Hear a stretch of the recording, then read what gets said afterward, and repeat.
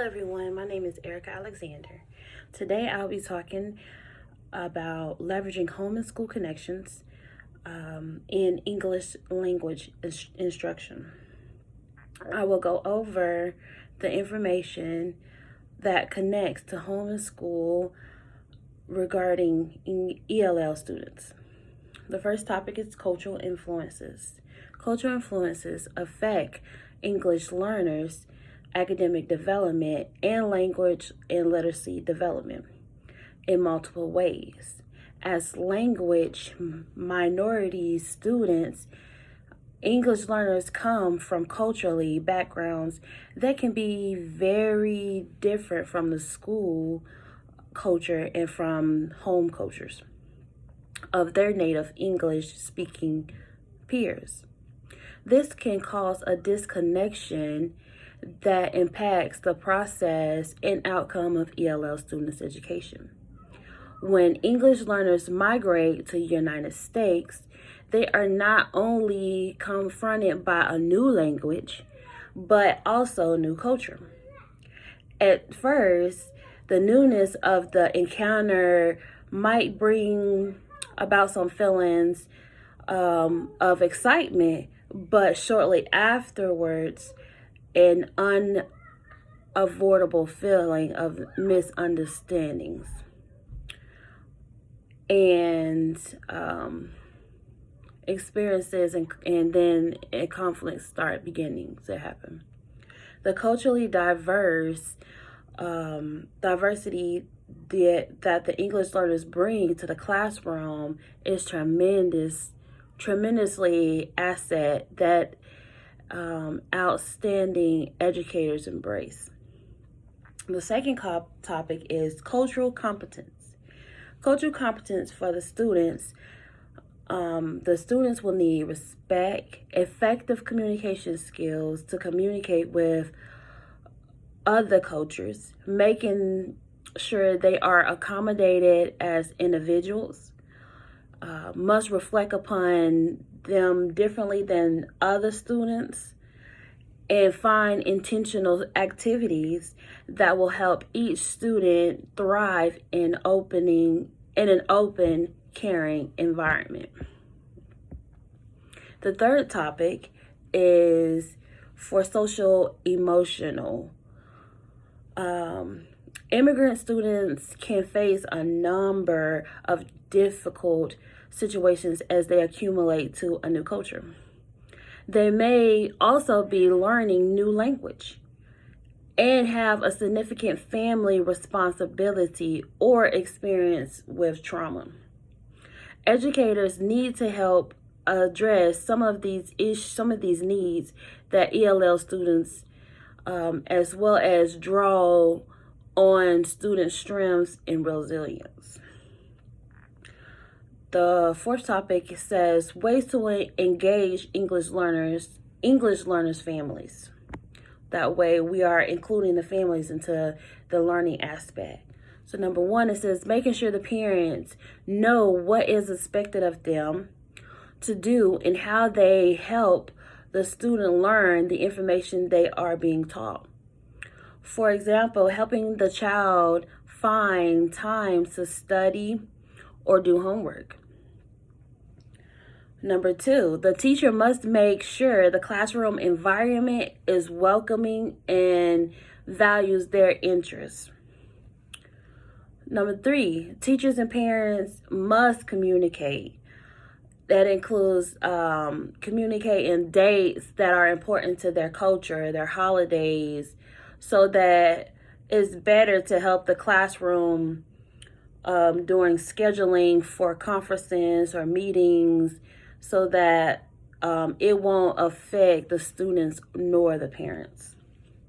4, when communicating with the families, the teachers need to make communicating easy and understandable and find ways that will work best for the families. Like talking on the phone may be better for some families, better than, getting an email and having them to read it or get somebody to translate, when maybe the child or someone of their family could translate through the phone or interpreter.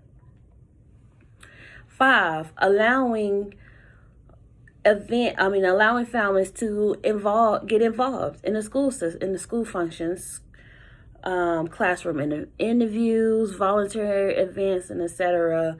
So, we got all these new culturals. Why not have a parent come in and talk about their culture, their traditions, their holidays, as well as doing community, coming out for the school community and doing some things and volunteering in the classroom whenever it needs a volunteer, especially on field trips.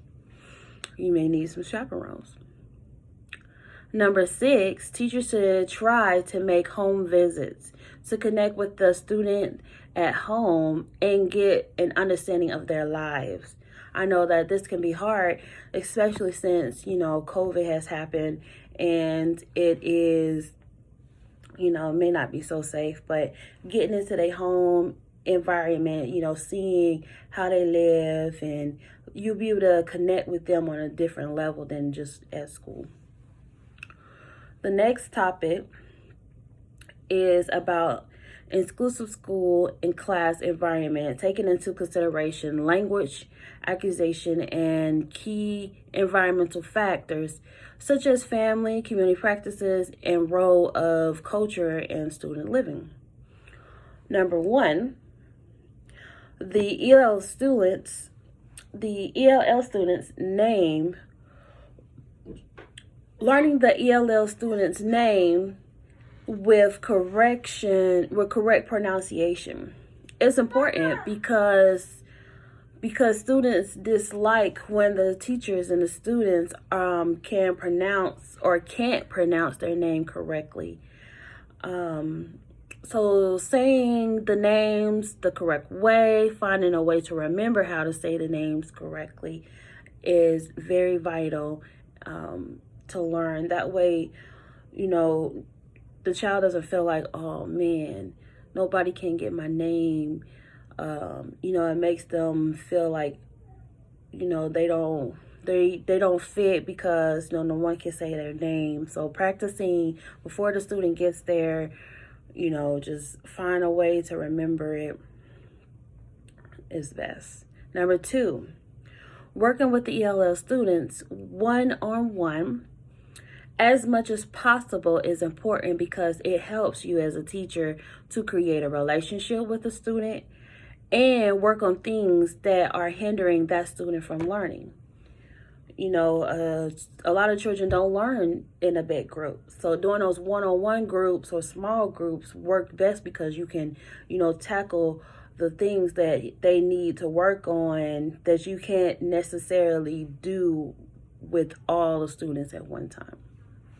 Number 3, working with a partner during classwork could help the students understand what is expected of them to do, as well as build relationships with their peers.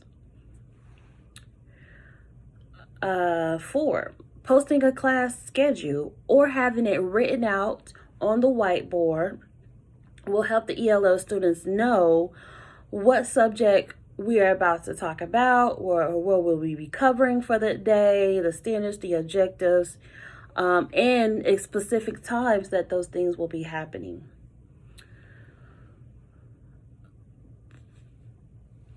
You can it'll also give them an idea of how the day is broken down, when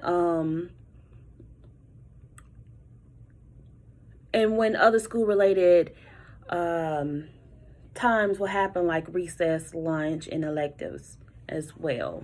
And what they will be having for electives, because since there's different electives like art, music, PE, it's good to have that on a board as well so they know what days they go to PE, what day they go to art, what day they go to technology, like that. Number 5, if a translator or interpreter works at the school, it would be beneficial to utilize them when an ELL student becomes confused or needs extra help understanding what the teacher is trying to say. And if there is neither of them available, then you can use like a Google app or a translator app on your phone, or some device that will help you communicate with that student better. 6, when when teaching the instructional lesson, the teachers need to add materials that contribute to ELL students. Cultures to help them feel included, and their culture is being taught or introduced to the rest of the world. For example, February is normally Black History Month, but and we learn about Black History Month throughout the month of February.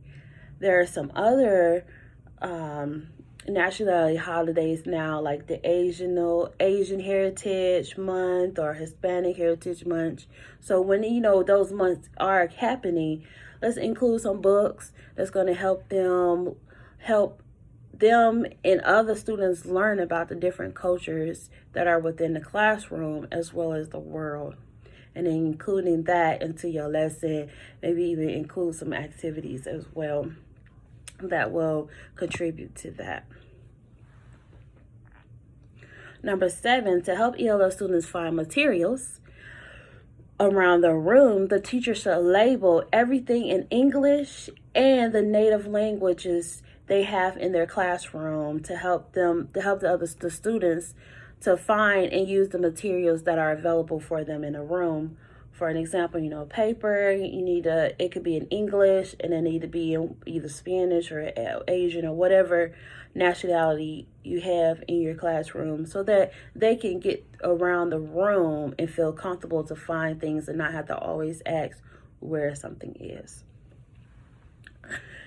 8, let's make sure we speak to our students in a polite, respectful, and non-aggressive tone, so we don't make them feel afraid to do something, or something may seem wrong, or say things they feel would hinder themselves. Let's not show our anger in the classroom. This is seen a lot when it comes to ELL students, because a teacher, demeanor may feel aggressive, or all they, it's showing that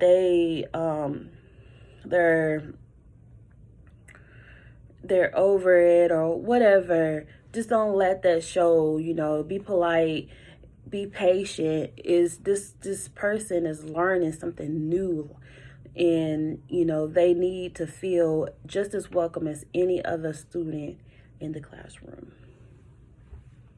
9, doing assignments that allow the ELL students to work together helps them learn better and create relationship with peers. So just like the partner work, group work, like maybe 3 or 4 people in a group do a project and working as a team, it will help them to build relationships with their peers as well. Lastly, number 10, to help the ELL students follow the rules, include visual aids. Like, I know in the daycare you say gentle touches, but gentle touches, you just saying that they're not going to recollect what it is. Show a picture of somebody touching something nice and gently, like a cat. You would touch a cat very gently.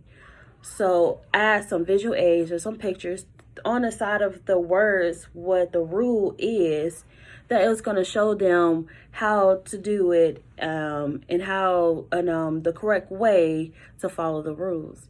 You need to post it in multiple places. If you're going to have it at the front of the room, maybe you need to put it on the side of the walls too, so they can look around and see, okay, I need to be listening. I need to raise my hand when I want to say something instead of shouting the answer out. It is important that all students can understand how to follow the rules, so that everyone could be on the same page, as well as work as a team to do the right thing. All right, everyone, that is the end of my presentation. I hope that something I have said helped you learn about home and school connection to ELL English learner. Thank you. Have a nice day.